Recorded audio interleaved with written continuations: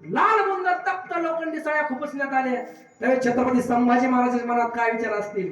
ज्यावेळी छत्रपती संभाजी महाराजांचे हात तोडण्यात आले त्यावेळी त्यांच्या मनात काय विचार असतील? ज्यावेळी छत्रपती संभाजी महाराजांची जीभ कलम करण्यात आली त्यावेळेस त्यांच्या मनात काय विचार असतील? महाराज हे 2 मिनिटं सांगा. ज्यावेळी छत्रपती संभाजी महाराजांचे डोळे काढण्यात आले त्यावेळी त्यांच्या मनात विचार असतील? आबासाहेब,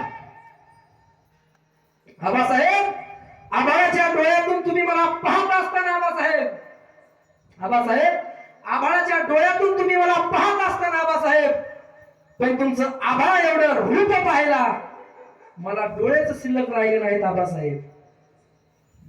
आग्र्याच्या नजर कैदेमध्ये असताना आमचा हात हातात घेऊन विश्वासाने आम्हाला म्हणाला होता, फिकीर नसावी शंभूराजे, आपण सुखरूप गडावर पोहोचू. असा पुन्हा माझा हात हातात घ्याल का आबासाहेब? पण तो हातही आता शिल्लक राहिला नाही आबासाहेब. आबासाहेब, आतापर्यंतच्या जिभेने आऊसाहेब, आबासाहेब, जगदंब अरे हर हर महादेवाची शिवगर्जना केली. आबासाहेब, आतापर्यंतच्या जिभेने आऊसाहेब, आबासाहेब, जगदंब अरे हर हर महादेवाची शिवगर्जना केली. आता ती जीवही शिल्लक राहिली नाही आबासाहेब.